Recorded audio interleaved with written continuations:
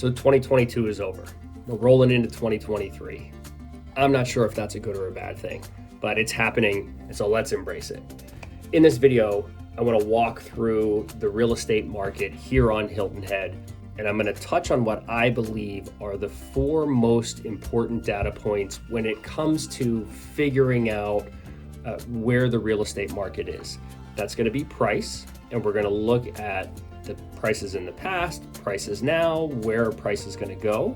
We're going to look at negotiations. So how much is a seller willing to negotiate based on the data that we have?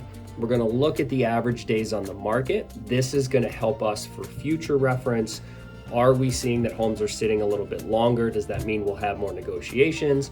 And then we're going to look at inventory. Is inventory growing? If inventory is growing, that means houses are probably staying on the market a little bit longer. That means that we're going to negotiate prices a little bit harder. Doesn't necessarily mean prices are going to go down, just means that there's going to be a little bit more for buyers to look at and buyers to do. So let's take all of that information, let's run through some charts, let's run through some numbers. Hopefully by the end of this video, you've got a good idea of where the market is, where the market's been, and maybe where the market is going. Let's jump in.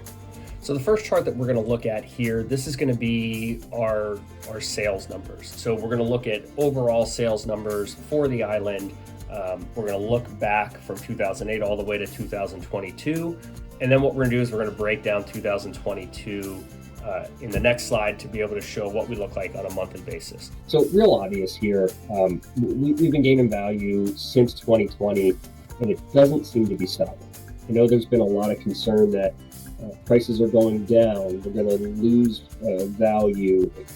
That's not the case here on the island. So what we're looking at, every home on the island, this does not include lots, but we're talking about condos, villas, single family homes.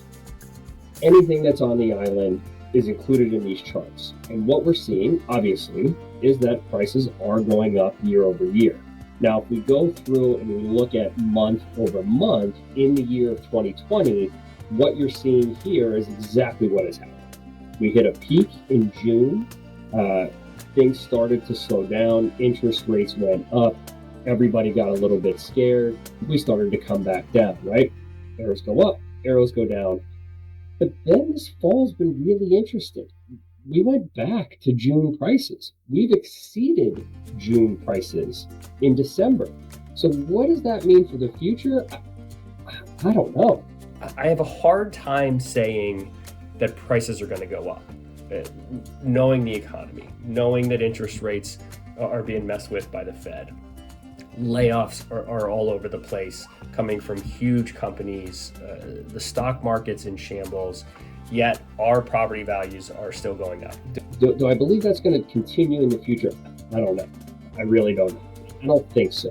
My gut says that's not going to happen.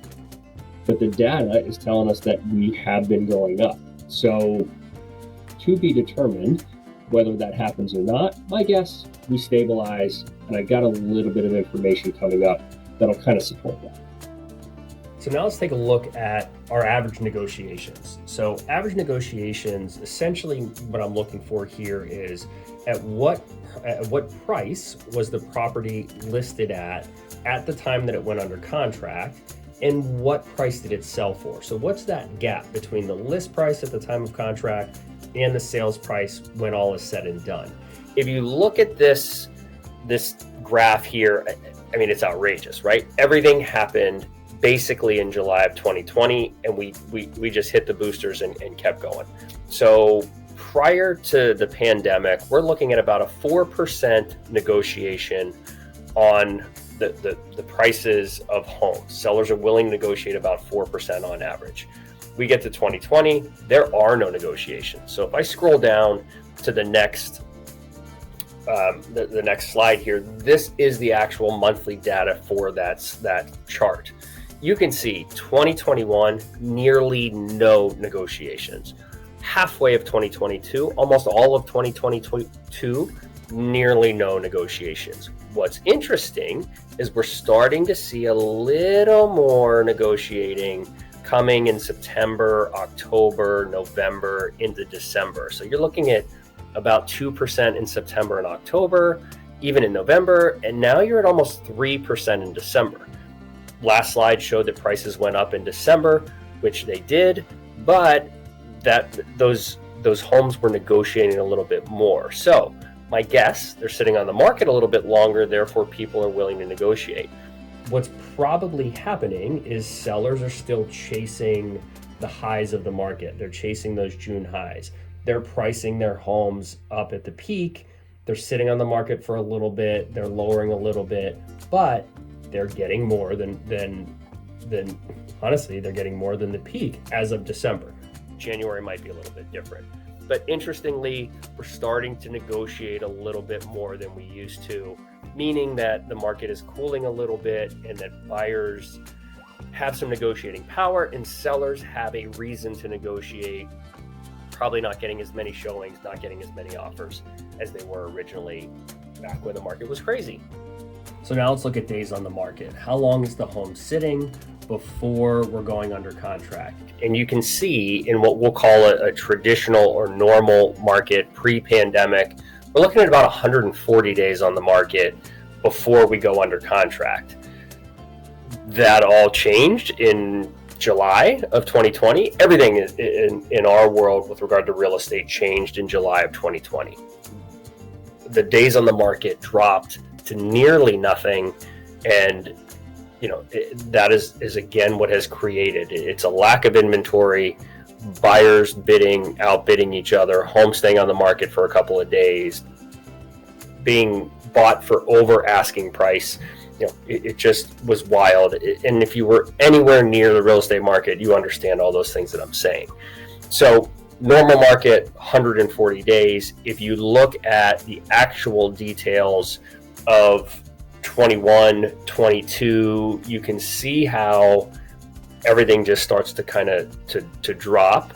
And all of the sudden here, we're starting to see a little bit of an increase. So if you look at October 34, November 45, December 54, does January get above December? I mean, we're still at ridiculously low numbers here. The average for the year of 2022 is 39 days on the market. When a normal market is 140 and we're at 39, there's a lot of room to grow to get back to normal. So, with days on the market, it's starting to creep. We need a little more data. Maybe first quarter of 2023 will give us a little more insight as to, is the market really changing? Are our homes sitting for longer? Are we negotiating more? Over the last month or two, that seems to be the case, but that could just be a blip in the radar. We'll see what happens as we move forward. But days on the market are still low, although they're starting to creep month over month. Lastly, let's take a look at the inventory. So we'll go back to normal markets pre-July 2020. Average days on the market, average inventory on the market, we're looking about 8 months worth of inventory. So that means, buyers and sellers, it's going to take about 8 months for the amount of buyers that are out there to get rid of all of the inventory that's on the market. Obviously, there's always inventory coming, so it's a weird number, but we're looking at inventory on the market, average about 8 months when pre-pandemic. Pandemic comes, we drop to about 3 months on the market. Now, again, as you start to look at what's happened since the peak, and we're talking about peak of the market, probably June, July of 2022, things are starting to be green above the red line. So things are starting to slowly move up. That explains everything except prices. That explains days on the market. That explains negotiations. That usually means lower prices, but we're not seeing the prices with all of these other things. Will they come? Maybe. But what that's telling us is that buyers are kind of sitting and waiting now. Obviously, interest rates have affected the market in some respects, in that, if you're getting financing, it's more expensive. That's just all there is to it. A lot of our homeowners that are coming down here, retirees, wealthy investors, an interest rate isn't important, price is important. So if we kind of break these numbers down and again look at 21 and 22, You're seeing that there was very little inventory, 3 months in some of these months, like December last year, there were only 2 months worth of inventory. That's really when things start to go crazy, because there's just nothing for you to find, nothing for you to be able to buy. Again, we can see, after June, we're at 4 months, went to 5 months in November, did pretty well in December, back down to 4 months. I think that number's going to trickle up a little bit. What we're finding is that buyers are kind of hesitant to jump in because we're not sure where the market's going. So what do all those numbers show us? Ultimately, we don't really know what's going on with pricing. It's going to be stable at worst. It might come down a little bit from where we were in December. December may be just a blip in the chart, but it's not going to plummet. Every news source that I see is talking about a disaster of a real estate market. I just don't see it. It's not going to happen. We've got a unique product here. We've got a unique location here. People want to be here. They're going to pay to be here. We've got our average negotiation starting to move up a little bit. So this is going to be, in my opinion, if we're going to forecast the future, things are going to slow down a bit. Prices are going to not be as outrageous as they were. They're not going to climb the same way they used to. So as things slow down, our days on the market are going to grow. They're at 54 in December. We might see 100 days on the market by the end of 2023, depending on, do we see recessions? Does the Fed continue to bump interest rates up? Does that make the mortgage interest rates up over 7, 8 by the time they're done? We'll see. I hope it doesn't get there. I don't think it's going to get there. As far as our inventory goes, I think buyers are sitting on the sidelines right now, and they're just kind of watching and seeing what happens. Again, just 6 months ago, it was significantly cheaper to buy the same value of a house because my interest rate was half of what it is today. So it's a matter of, it's a matter of real desire. Are people retiring and coming here to buy homes? They've got a plan in place already. They're going to follow that plan. They're not worried about the money in the stock market. They're worried about the value of their house. Can they sell it? Can they get the money out of it? And can they come down here and buy something? I don't think that plan is going to change just because the economy is limping a little bit. I do believe that anything that we have on this market that is, let's call it a cookie cutter house, the villa in Sea Pines or in Palmetto Dunes, the average single family home that backs to the golf course and Hilton Head Plantation. There are a lot of those out there. As inventory grows, there are going to be a lot to choose from. I think those homes are going to have a little bit more of an issue trying to sell, especially if they're not updated and they're not a wow type house. I think if you have anything unique, if you're on the ocean, near the ocean, deep water, anything that makes your home really special and really different, I still think there are multiple buyers out there. I still think that we're going to see low days on the market for those houses.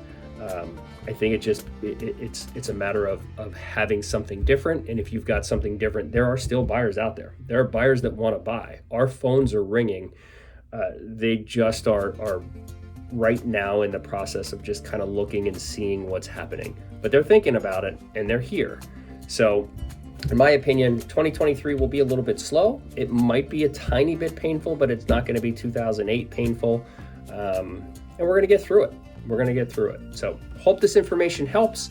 If it doesn't, or you weren't even interested in this, you're probably not watching anymore. So enjoy the rest of your day. Thanks for watching. I'll see you on the next video.